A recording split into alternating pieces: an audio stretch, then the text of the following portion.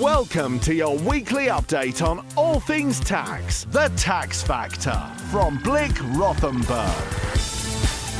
With Heather Sell and Robert Salter. I'm Heather Self. Welcome to The Tax Factor, the weekly podcast from Blick Rothenberg. Each week, our team looks at the news and updates in the world of tax and provides an analysis of what it might mean for you and your business. It's episode 13 today, just in time for Halloween. Hopefully it's not going to be unlucky, so grab a coffee and a tax-compliant biscuit.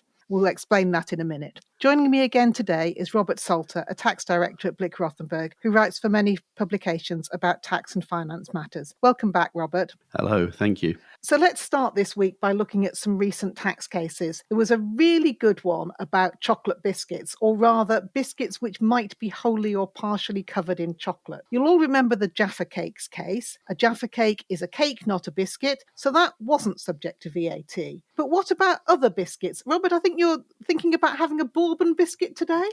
I'm very much fancying a bourbon biscuit today, just as a matter of tax saving as much as anything. So basically, where the chocolate is integral to the biscuit, so it's covered wholly within the biscuit, it's a VAT exempt item. Whereas if you have the covering with chocolate or partially covering with chocolate, you then get caught by VAT, which is slightly quirky, I would suggest, from a kind of an overall perspective, because it's still just as tasty and delicious, but that's VAT law for you. There's a lot of quirks in VAT. This is about McVitie's Blissful biscuits, which for those of you who haven't tried them, have got chocolate cream in the middle and then a biscuit top and bottom. So far, so good. The trouble was that the lid didn't completely cover the chocolate cream, so the tribunal held that this biscuit was partially covered in chocolate and so subject to VAT. If you want to have a look online on HMRC's manuals, there's a whole list of things that do or do not qualify for zero rating. Gingerbread men, zero rated provided they haven't got too much chocolate on them. Chocolate body paint, zero rated. So there we go.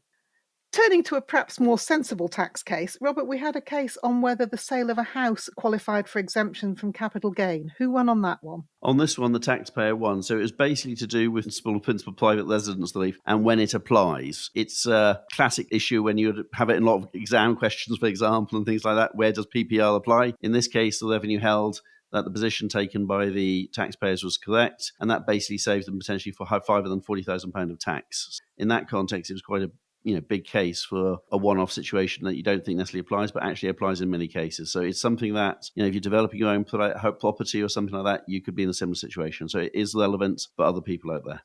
Thanks, Robert. The final case is one where the Supreme Court judgment only came out just a couple of hours before we started recording this week. It's the Supreme Court, so it's the highest court in the land, so it is an important decision, and it's about employment-related securities, which is going to be relevant to a lot of entrepreneurs. If you'll forgive the fact that we haven't had time to digest this fully, and I suspect there are going to be lots of chocolate biscuits eaten while people work through this case very carefully, this is a really important case. So to start with the background, this was a venture capital situation where a software company called Vermilion Software was incorporated to make a software product for the fund management sector. They got funding from various people, including a company called Quest, which was a company owned by a Mr. Noble and somebody else. So Vermilion got investment from Quest, and Quest got some share options in this. Things didn't go too well, and a rescue was needed, and so there were some changes to the share options. There was an option agreement between Vermilion and Quest, which then got changed so that Mr. Noble himself became the holder of that 2007 option. He sold his shares in 2016 and he claimed that that was subject to capital gains tax. So very briefly, we've got somebody who at the time the option was originally granted was not an employee of the business, but by the time he came to exercise the option, he was a director. And the question was whether this was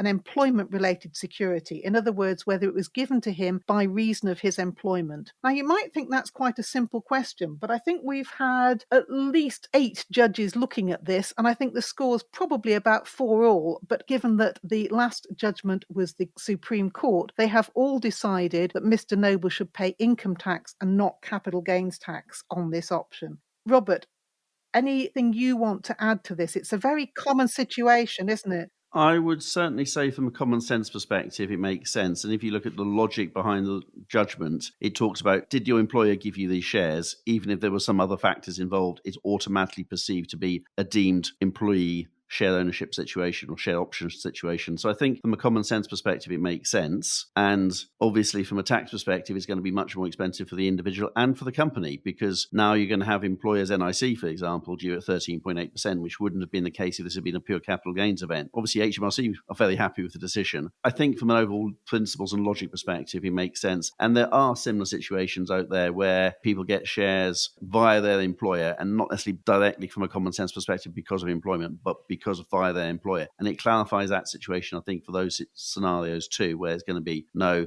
this is binding law, it's a Supreme Court judgment. If you're getting it from your employer, even slightly indirectly, you're still going to have that deemed employee share option tax liability. And I think it's notable that this is a Supreme Court overturning a Court of Appeal decision, which doesn't happen all that often. And as you say, it is the Supreme Court, and therefore this is the law of the land. And it's interesting how when you read a Supreme Court judgment, you think, yes, of course that's the answer, but that's not what everybody thought before this judgment came out. The key thing is this provision which says that, and I'm quoting now, this is section 471 of Part 7 of ITEPA, the Income Tax and Employment Provisions Act. Have I got that right, Robert? Employment and Pensions, I think, Act, but yes, it's still... But close. ITEPA for short, because it's a lot easier.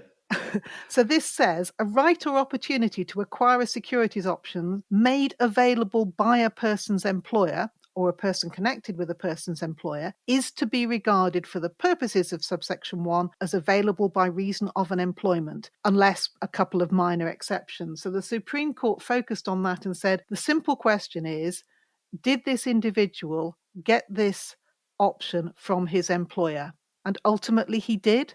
And therefore it was regarded as an employment-related security and subject to income tax. The lower courts, I think, focused much more on the question of whether it was given by reason of the employment, because actually the options were originally granted at a time when Mr. Noble wasn't an employee of Vermilion. They were granted to somebody in their capacity as an investor, and it's quite common for investors to get shares in the companies they're supporting. Almost certainly, these options were not originally employment-related securities, but because there was a change to them, and that change happened at a time when Mr. Noble was an employee, they became employment-related securities. As Paul says, that means a lot more tax, not just for Mr. Noble, but also for his employer and national insurance. And I think this is one that entrepreneurs need to look at very carefully, because it's very common for entrepreneurs to have share options. If you haven't checked in detail whether the employment-related securities rules apply, that's certainly something to have a close look at. And that comes with lots more reporting obligations and potentially an exposure if you don't do the correct reporting and things like that. So it's something that employers, I think, going forward are going to have to be very au fait with and on top of, because otherwise it could be a big tax bill just waiting to happen. And those sort of tax bills can, if you're looking at some sort of trade arrangement or something like that to kind of sell the company in due course, can make all the difference to what price you can get and whether you can sell the company. Yeah, so that's a really employment case. So we've gone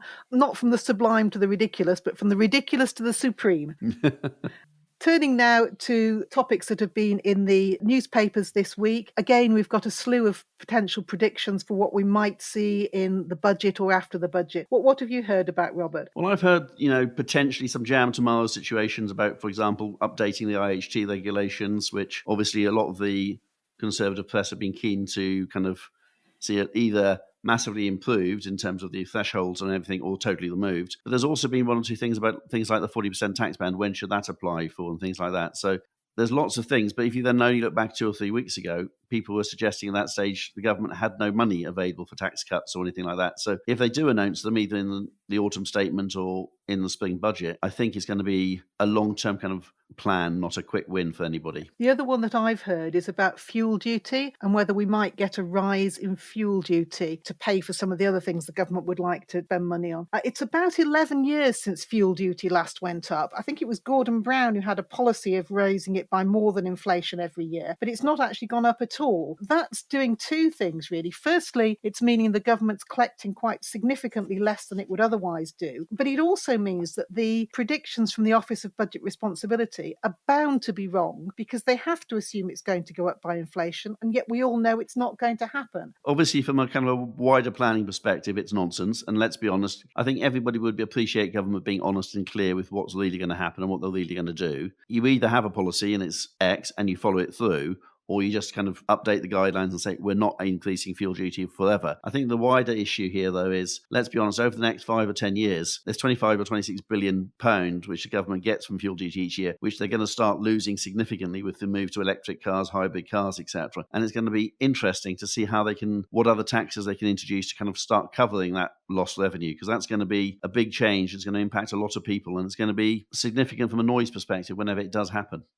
Definitely a watch this space on that one. The other item that's been mentioned again is the freezing of rate bands. And I think we talked about that last time you were on, Robert, that it's a really significant tax rise for most people. But it's very much a hidden tax rise. If you've got somebody who's on around 50 or 60,000 a year, so towards the top of the basic rate band, and they get a pay rise of £6,000, they might be thinking that they're going to get about £400 a month after tax, i.e. they're just going to pay 20% tax on it. But of course, if they've gone into the 40% band, they'll only get £300 a month. Yes, I am ignoring national insurance for simplicity. So a pay rise is going to be a lot less than you thought it was because of this freezing of the rate bands. And at that level, Robert, something else that's nasty could come along and hit you. Yes, so basically those people earning between £50,000 and £60,000, if they are, in a family with children, for example, and they're claiming child benefit, or the partner's claiming child benefit, they're going to in effect have the child benefit clawback, or officially the higher income child benefits charge. And that can, if you've got 3 children, for example, that actually makes your effective tax rate 71% with the clawback included, which is nasty. Horrific. I think it's the only way to describe it. And we are seeing these higher tax receipts flowing through in the statistics for HMRC. The figures for September came out this week, and they're showing that income tax has gone up by 15% this year, whereas average pay growth is about 7%. This fiscal drag, the freezing of the rate bands, is really pulling people into higher rates of tax. We're also seeing on corporate tax, again, the receipts are up quite significantly, and that's the rise in corporation tax from April starting to feed through into government receipts. So the government is collecting quite a lot of money on tax. And finally, a useful message from HMRC this week. Please look out for scams. HMRC will not suggest that you should pay your tax by buying iTunes gift vouchers, which is apparently what the scammers suggest. But there are some more sophisticated emails and text messages to watch out for. There was also the useful message that if you've been sent an email or a request to fill in a tax return for last year, that's the year to the 5th of April 2023, then if you don't need to do one for whatever reason, tell HMRC well before the 31st of January next year. Otherwise, you are going to be liable for penalties. And Robert, I think you can sometimes appeal against the penalties, but it's a lot of hassle. Absolutely. Whilst you can sometimes get the revenue to agree to waive penalties, cancel a filing requirement, etc., next year, so after the deadline, it's very much a hit and miss affair, and it takes a lot of effort. You may get lucky with the inspector or the official you speak to, you may not. And there's no legal requirement on them to cancel that filing requirement or cancel the penalties or anything, things like that. So in the worst case, you could end up still having to file your tax return, even if you had no income to report, and have penalties. So you actually have a liability at the end of the day. Basically, it's one of those situations where if you take 5 minutes now, it can save a lot of pain further down the line. So stitching time saves 9.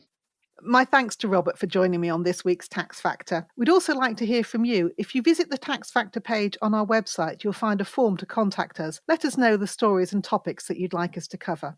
We record the podcast on a Wednesday, so you can message us right up to the time we record, although I'm sorry, but we can't give individual advice or responses to messages. You can hear all the previous episodes of the Tax Factor on the Blick Rothenberg website. We release a new episode every Friday on all major podcast platforms. You can also find all our episodes on YouTube. I'm Heather Self. Goodbye. That's all for this episode of The Tax Factor. Find all our previous episodes wherever you get your podcast. If you enjoyed this podcast, why not try Brave Business, our podcast series for entrepreneurs? Find it wherever you get The Tax Factor or on the Blick Rothenberg website. The Tax Factor.